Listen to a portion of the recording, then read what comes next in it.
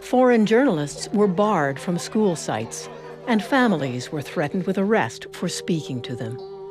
The government had seen enough of these children whose mute faces were even louder than the voices of their parents.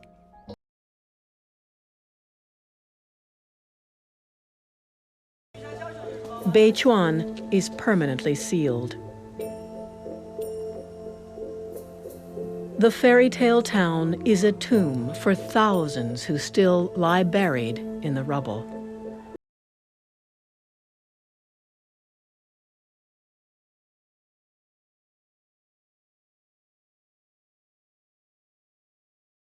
My name's Susan Teskey. I'm a director with the CBC, and I'm currently working with their in-house documentary unit.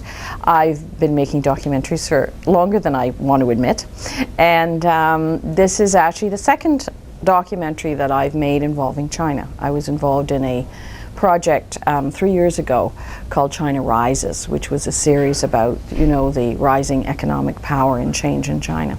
Okay. So it was great to go back. Yeah. So when do you have the idea like doing a documentary on the China earthquake? Well, the idea didn't actually originate with me, but I think that the thinking about it was that in the context of all of the events of 2008 and the profile that China had in the world, has in the world still, that it was important to revisit what had happened during the earthquake, not just in terms of the individual stories, although they were paramount, but also to take a look at what had happened to individuals and whether or not things, the extent to which things had changed in China. Mm-hmm. So, you know, it's a big disaster and so many like touching stories, good or bad, right? Mm-hmm. So how do you focus your like 40-something minutes documentary? Well, it was difficult. I mean, obviously it always is. I mean, when you're dealing with huge places, I just finished a series on India in an hour, and trying to capture, you know, a society that complex in an hour is always challenging. I think in this case we ended up looking at stories that had a reasonably high profile, certainly in China during the earthquake, and to a lesser extent in the West, but certainly stories that people in the West and Canada were aware of. And in the end, we narrowed it down to essentially four main characters that we told our story around. And I think they all illustrate different aspects of the experience, which was also important because some of the stories are certainly happier than others. One of the things, though, that I think that they all shared, and something I hope that the documentary does, is look at the difficulty of dealing with an event of that level of heartbreak, how you deal with loss, overwhelming loss in many cases, how you deal with a world that's been turned upside down, kind of literally. So, but there are all sorts of different experiences in that spectrum, and that's what we wanted to reflect. Mm-hmm. So when you start to like go to China to film this documentary? Last year, what time?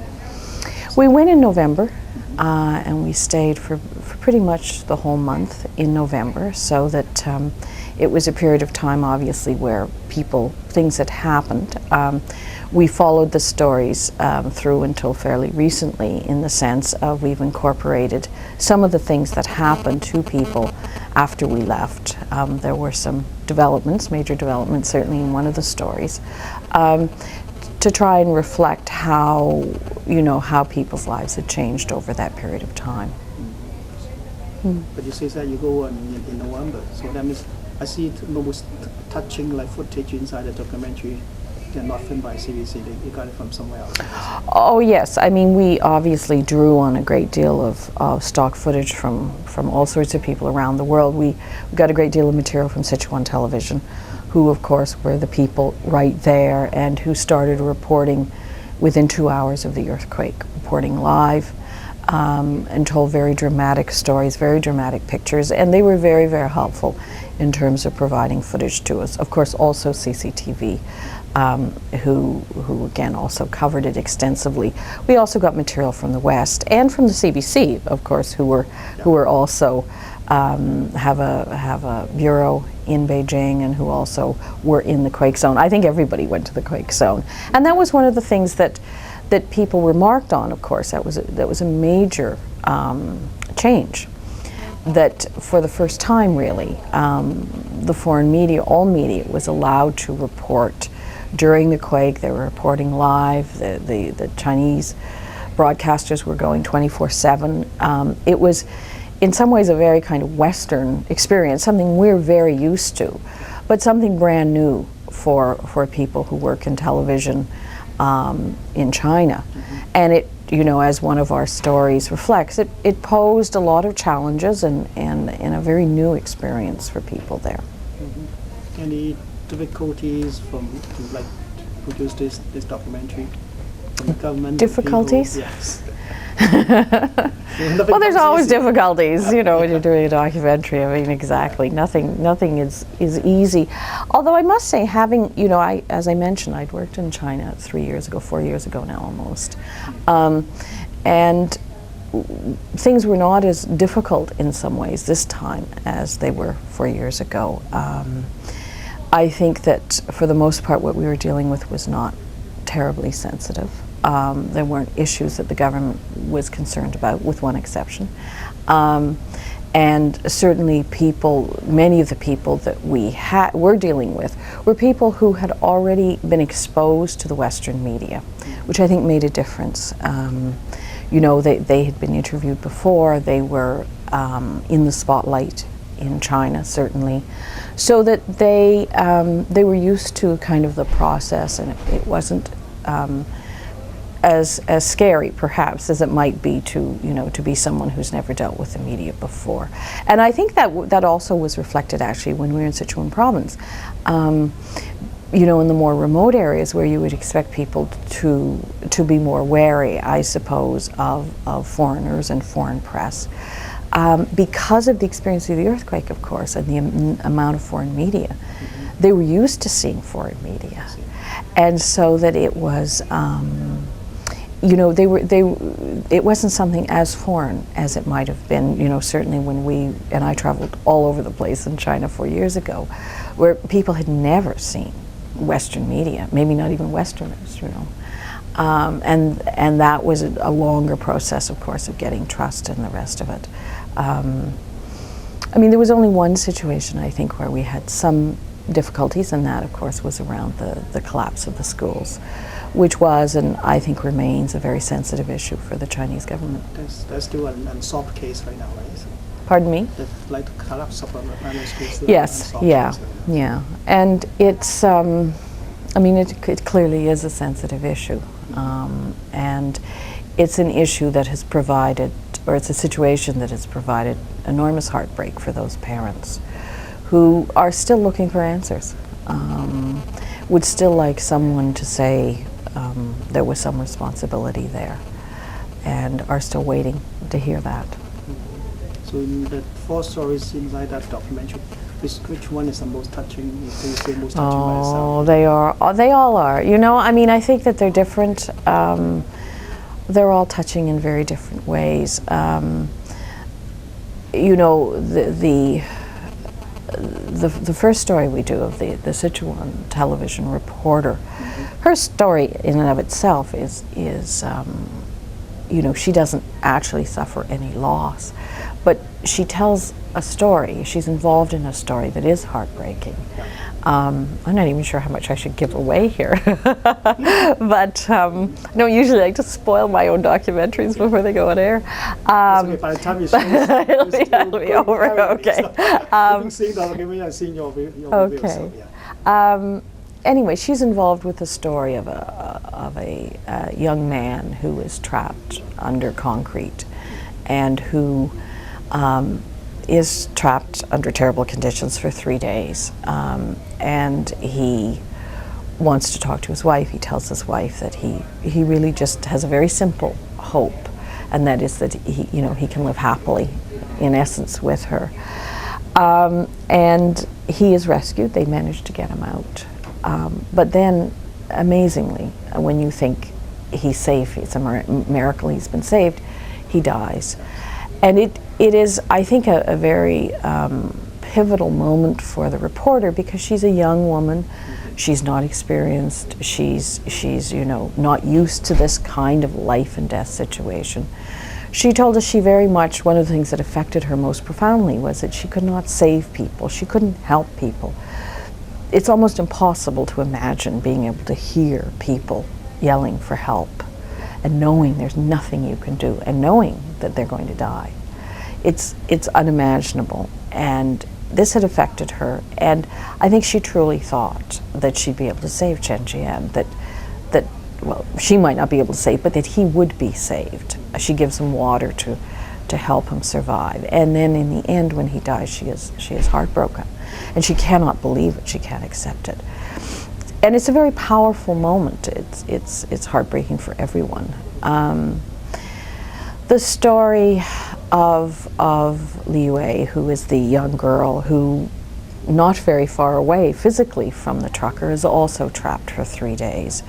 She wants to be a ballerina. She's a dancer. By all accounts, she seems to be a lovely dancer. And although they can reach her and they get to her, they cannot move the beam that is trapping her, that has trapped her left leg. And so it has to be amputated. And that is the end of her dream. Although she does, in this, I think, miraculous moment, dance at the opening of the Paralympics. But the film also looks at the rest of her life. And the rest of her life is not going to be easy, not on a physical level, as she struggles to learn to walk, and not on a psychological level, because 3 days trapped in rubble has left her with very deep psychological scars. And that perhaps is even more difficult to recover from for her. Her mother's a single mother. She's obviously struggling financially to help her daughter. And I think Liu Wei's story is very tragic. 11 members of her family died. It's almost inconceivable. So that, again, is sad. I mean, the story of the father, Sang Jun, who loses his son in the collapsed school. I think that, he after he spoke with us, he was arrested. He's been released. But he is someone who I think we wondered at the time, why is he prepared to take this risk to talk to us? And it's obviously something we considered too, that, what danger, if any, are we putting him in? If he speaks to us, is there going to be some kind of, something happened to him? And, because we're obviously responsible for that, or for the people that we interview. And we realized that for him, that in some ways his life ended when his son died. That is how profound the loss was. It's extraordinary that he didn't really care about himself because he adored his son. I mean, it's clear in the film. He loved his son so profoundly. And almost nothing can replace that. In fact, as we say, that he and his wife are expecting a child very soon. And he, I think, had difficulty, and I hope this changes, obviously, when the child is born. I think he had difficulty accepting the idea that another child could take his son's place, even if it was his child. And that is how profound the heartbreak, the grief is. And I think for people who've never experienced it, it's hard to imagine. But, that is also, I think, very, very, very moving. The Ling Hao story, who is he's so delightful, is not as moving in some ways because it's a happy story. He rescues his classmates, and he himself is such a sunshiny boy. But as we say, I mean, the family themselves struggle with living in Shanghai and have to make a really tough decision in the end about what to do. And it's clear also from the film that he also is struggling. There are some psychological residue there from his experience. And I think also, you have to wonder, how is he going to cope with the enormous celebrity that he achieved as a result of the earthquake? He was in the Olympic opening. I mean, he's Jackie Chan. yeah, with Yao Ming, Jackie Chan, yeah. I mean, it's a lot for a kid, even for one as self-possessed, clearly, as he is. It's still something that, you know, is difficult, I think, to cope with, and, you know, we'll see what happens in the future. In your document, I see that finally he has to move back to Shanghai. It's just Sichuan, yes, yeah. Well, you know, in the end, it may be, you know, I think that they are hoping they can survive in Chengdu rather than moving right back to their village, because I think that, as the father says in the film, you know, to go back to the village, his son would have no chance at all. And I think the difficulty for them is that it's kind of like the old song, you know, once they've seen Paris, how do you keep them down on the farm? You know, I mean, once he has experienced what I mean, you know, the last year for him, I mean, he's right, he's been with Jackie Chan, he's been, you know, in the Olympic opening, he's singing, he's dancing. I mean, you know, how do you go from that, and they lived in Shanghai, how do you go from that to being, you know, really a peasant in the ruins of Sichuan, because the town, Yingzhui, that he's in is just still devastated, is still rubble. How do you cope with that change? Tough. So hopefully, you know, in Chengdu, it's obviously a different scenario again, and one that maybe kind of has the best of both worlds. Do you see that, like the case of Ling Hao? You see that he got in my TV show made with celebrity. Sometimes he become a promo figure of that like tragedy, and at the end, and he has to face the reality, go back to the country. Like the other girl in the Olympics, the 8-year-old Lin Yaoke, right? The girl sings, the boxing in there. Oh, yeah, she got signed up for the movies now. She's a superstar. Yeah, the lip syncing, yes. Oh, that he's in the same, but what he did was genuine. Yeah, I know. Sorry. So you know, the earthquake hero, right? Go for the same, like, I mean, the glamorous period. At the end, then back to reality, and she has to move back to the village. Well, you know, it's an interesting thing, because this happens, of course, not just in China. Yeah. I mean, it's the impact of celebrity, especially in the wake of disaster, and then the passing of it is something that's very difficult to cope with. Like, once your 15 minutes is up. And particularly in disaster, there's actually an example that is really, again, very sad, of a famous story in Texas with the little girl, I think it was the little girl in the well, and the firefighter who rescues her, and he becomes, you know, a hero and a celebrity. And then it goes away, and he cannot cope with it, and in the end, he committed suicide. So that it's something that, you know, I'm not saying the little boy will, but I mean, it is something that applies across the board. You know, and so it depends perhaps on, you know, on individual cases, but I think that, I think it is hard. I think that there is this, and especially someone like Ling Hao, who is so photogenic and, you know, just a charm, I mean, and very talented. You know, and people wanted to celebrate that quite rightly. You know, they took enormous pride in him. He became a symbol of heroism, of which there was a great deal during the earthquake, and why not celebrate that? The problem is, you know, a year down the road or less is what happens to those people, because inevitably the camera moves on, right? A smooth ride. So tomorrow will be the premiere of your documentary. Is nationwide or just in Toronto? No, nationwide. It's nationwide. Yeah. Yep, across the country. Yeah. So. Yes, I'm doing all these interviews with Winnipeg and Regina and Whitehorse. So yes, it's going to be seen around the country. Oh. Yeah. So, and did you think about, like, you know, you have four characters in that? Have you think about bringing Ling Hao for the premiere? Oh, CBC can't afford things like that, let me assure you. No, it would be lovely, but we certainly can't. Yeah, not major cutbacks. Even before the cutbacks, we wouldn't have been able to afford to do that, unfortunately. Yeah. Okay. Actually, I personally see that in the screen. I mean, the last night, and quite touching. So Yes. although some of the story know that, but still the the footage, the impact is so enormous.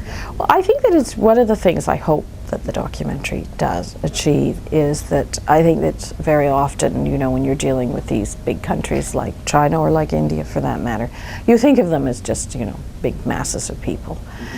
And I think that one of the things that the documentary hopefully achieves is that it really reaches across the cultural divide and across countries. And I hope that Canadians see, themselves, people just like themselves when they see this, because they respond exactly the same way we do. And I think that's very, very important, truly very important message that the documentary will bring to people. And also in Canada, it's a multicultural society. Right? Yes. It's Yes. better food that people, Yes. every community can Yes. understand each other. Yes, So yes, that's yeah. So we're lucky we're in Canada. So. Okay, thanks, Susan. Okay, Hope well, get thank us you. another great documentary in the future. Hopefully. Okay, thank you.